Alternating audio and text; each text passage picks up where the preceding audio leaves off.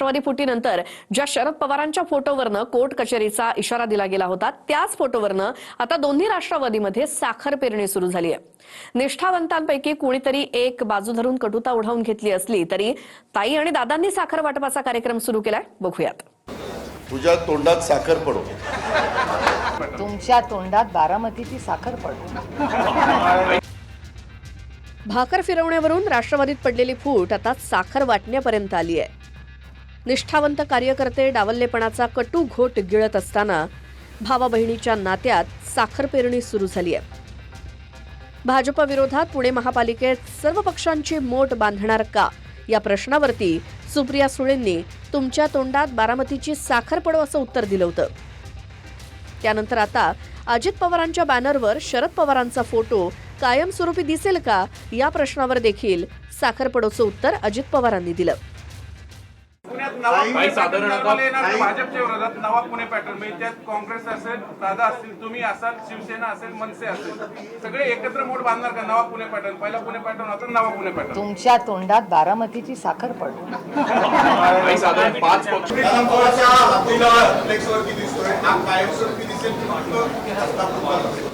तुझ्या तोंडात साखर पडो।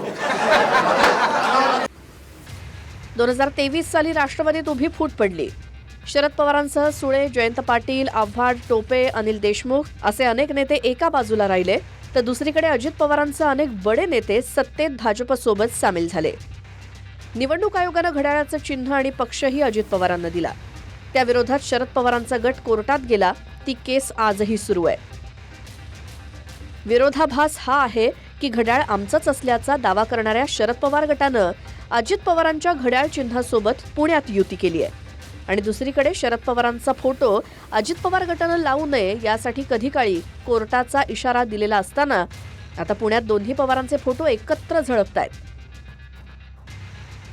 म्हणजे कोर्ट कचेरीत हे दोन्ही गट एकमेकांच्या विरोधात वादी प्रतिवादी आहेत आणि प्रत्यक्षात पुणे महापालिकेत दोघांनी हातमिळवणी केली आहे। अजित पवार दौऱ्यामध्ये आपले फोटो वापरते का पण ते जाहिरातीमध्ये ते कसं थांबवणार? की आम्ही त्याच्यासाठी कोर्टात जातोय, लिगल ऍक्शन घेतोय।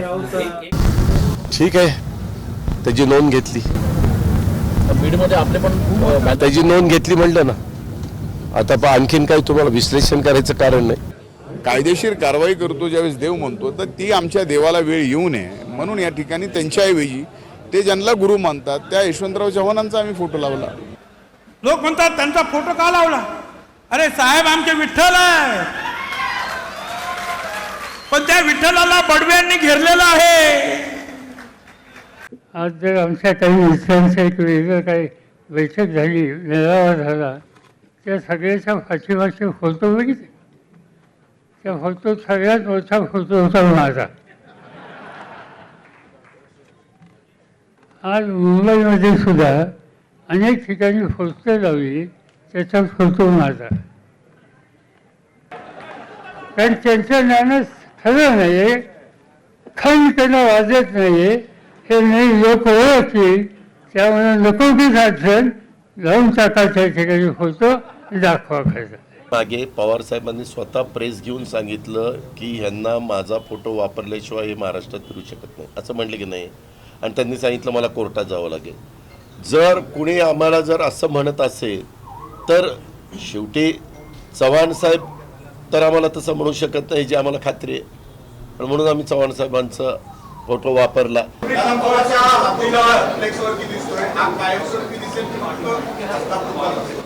तुझ्या तोंडात साखर पडो।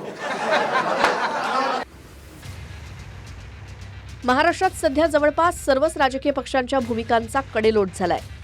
म्हणजे ज्या भाजपनं अजित पवारांवर 70,000 कोटी रुपयांच्या घोटाळ्याचा आरोप केला होता, त्यांना तुरुंगात टाकण्याचा इशारा दिला होता, तेच अजित पवार भाजपसोबत उपमुख्यमंत्री राहून त्याच घोटाळ्यावरनं भाजपलाच इशारा देत आहेत। उद्याच्याला गुन्हा कुणावर झाला तर गुन्हा सिद्ध व्हायच्या आधीच तो दोषी असतो का? असतो?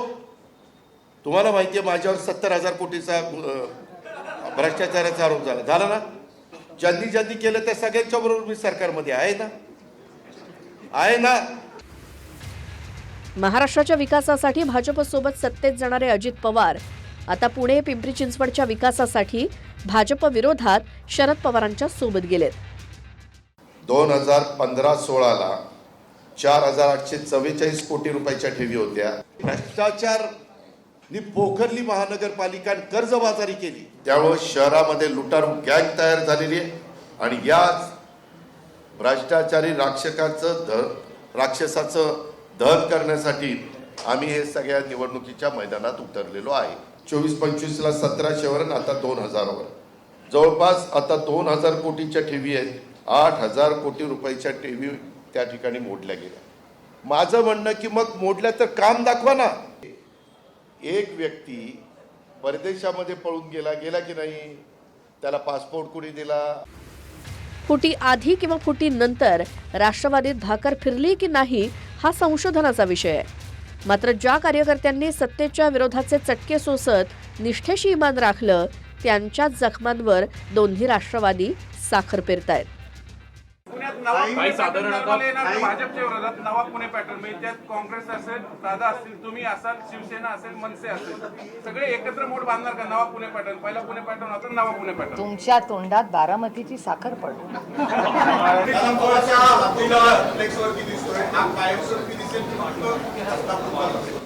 तुझ्या तोंडात साखर पडो.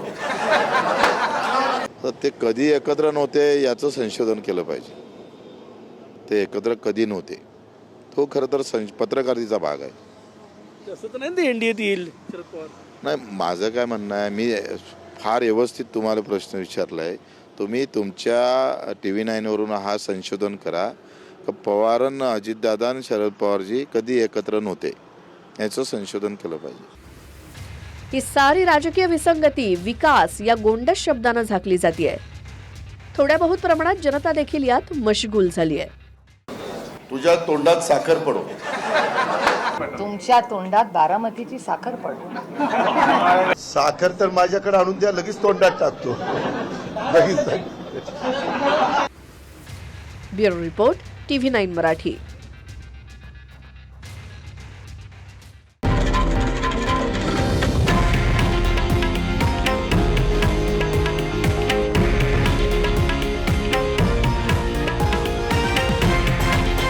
हे आहे देशातील नंबर 1 न्यूज नेटवर्क आणि आपण पाहत आहात TV9 मराठी, एकमेव.